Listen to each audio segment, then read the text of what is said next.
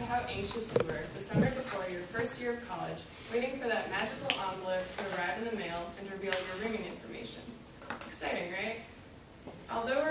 Now that we're older, I doubt that many of us would want to relive the uncertainty that accompanies that process.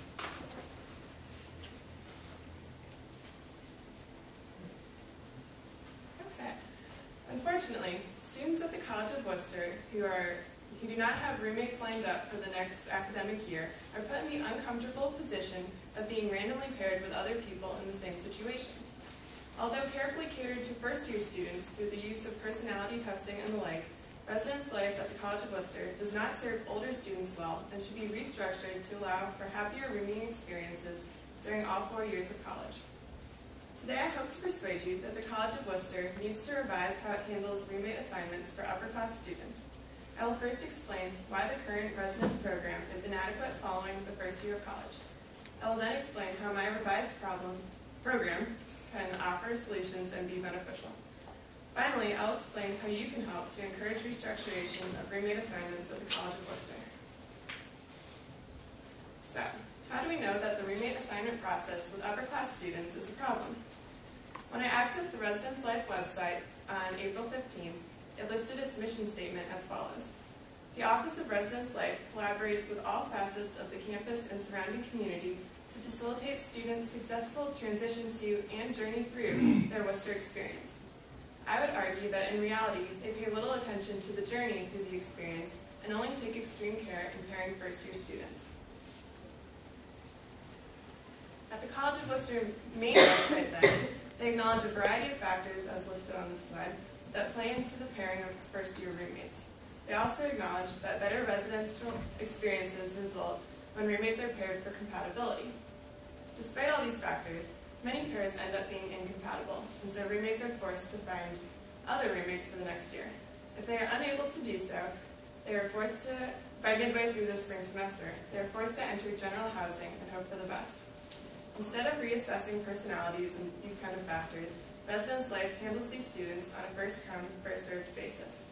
Essentially, if I were without a roommate, I would enter general housing by myself, pick a dorm, and then the next person in the same situation to do so would end up being my roommate. And the Worcester Voice on April 23, 2010 stated that the roommate selection process at Worcester is stressful. So how serious is this problem? Numerous studies have found that negative living environments harm psychological health and happiness, not to mention the school's reputation. Being without a roommate is an extremely stressful situation. Oftentimes, this results from uncontrollable situations. For example, my current roommate could be transferring, studying abroad, or even living in a program house. There are, of course, situations that involve people with undesirable personalities or living habits, but it's not fair to pair students from these two different situations. I interviewed a sophomore student who was in this situation on April 16th, and she told me, I quote, "It was very stressful because I was stuck with a random roommate and had no way of getting to know her. I had no idea what to expect. At this point in the rooming process, students often feel like they have no other options." So, if we do nothing, I imagine that the student depression rates will increase and attrition rates will increase as well. The 2007 article in the Journal of College and University Student Housing explained, and I quote, "Roommate relationships are shown to have the single greatest impact on students' college experiences. Students' dissatisfaction with their roommates may lead to negative perceptions of the entire university experience, and it is associated with lower retention rates and grade point averages." So you might be asking, why should I care? Well, it could be you, and if not you, it could be one of your friends. Even if not you or your friends, somebody is bound to end up in this situation, and you should care, because if they choose to transfer, this harms the College of Worcester's reputation and thus decreases the value of your degree. Clearly, the current policy is unfair, and you should want to get involved and see it changed. So, what can be done? I'm arguing the current roommate social structure should be revamped and allow for widely publicized roommate mixers so that students of all classes can have ample opportunity to find a match on their own. The 2007 article that I referenced previously explained that students who choose their own roommates like, cooperate, and are more satisfied with them than those who are randomly paired together. So the act of selecting a roommate on its own can be successful in itself. If students are still unable to find a roommate, I argue that the Office of Residence Life should refer back to the personality testing that they conducted previously and carefully consider personality types, not to mention complaints and infractions against various students in this situation, rather than randomly pairing them together. So, how does my solution fix the problem? Well, I argue that the new roommate's social structure and personality testing will relieve the stress that is put on students in this situation. It will be far more likely that roommate assignments will be successful and that the students will be content. This should be the college's goal throughout college, not just during the first year. The same 2007 article referenced previously explained that roommate satisfaction decreases both college dropout rates and resident assistant stress and turnover rates. So it seems to be a win-win situation. So, how do I know that this plan will work? Well, it worked at Davidson College, which is a liberal arts school in North Carolina with approximately 1,900 students, the same size as Worcester. This college takes roommate selection to the next level. An article in Inside Higher Education in 2008 explained that the college uses Myers-Briggs testing throughout the college experience, as well as hosting information sessions to explain the personality test's results to students. Also, they host focus groups, satisfaction surveys, and roommate mixers to allow for students to have the best opportunity to find a good roommate. When I accessed U.S. News and World Report on April 19th, I found that Worcester's current retention rate is 87.2%, while Davidson enjoys a 96.7% retention rate. This is clearly what we should be striving for. So, you might be asking, how can the college ever hope to make all perfect roommate pairs? Obviously, this is an unattainable ideal, but I believe that my new structure will significantly increase the success rate. Also, you might ask, what if people don't want to come to the roommate socials? This is also a legitimate concern because people are often embarrassed by not having a roommate lined up for the next year. I would argue that they're only hurting themselves by not attending, and hopefully the new structure will have so much hype about it that they'll be eager to attend regardless. Finally, you could argue that students will lie on their personality tests. This is a risk, and I know people who have done it, but they should realize that they're ultimately hurting themselves in these situations. So, just imagine a situation where you yourself do not know who you will be rooming with the next year. Stressful? Think again. The college is now doing all that it can to find you a good match and a successful roommate assignment. As it stands, the resident life system at the College of Worcester is inadequate past the first year. So, what can you do? We need to make our voices heard, and we as a student body should demand that the Office of Residence Life revises its current policy. I would argue that we should talk to our resident assistants and resident directors to get the issue out in the open. Hopefully the Office of Residence Life will then realize how unhappy people are with the current situation, and they may be willing to restructure their policy. Although next year's housing is already complete, we as a student body should demand that this is revised by this time next year. Let's help Worcester realize that it should continue its high involvement in pairing good roommates beyond just the first year of college. This continued effort will help to make the college an even better institution than it already is.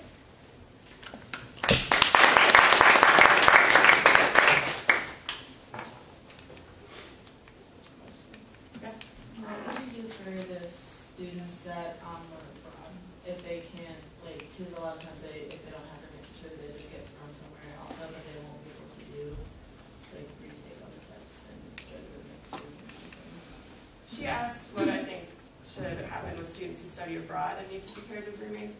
I agree that they won't be able to attend a mixer, obviously, but I do think that personality testing should also take a part in that. You can do it online easily, and then they can assess students that way. And also I think that even study abroad students, they should pay attention to previous infractions or complaints against them. Yeah.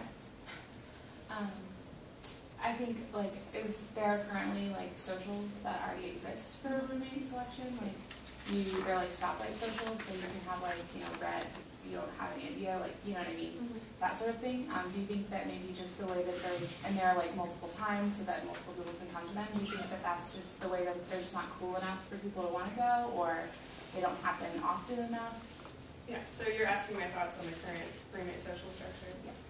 I would argue that the current structure is not widely publicized enough. I feel like I only heard about it once, maybe on the inside of a bathroom door.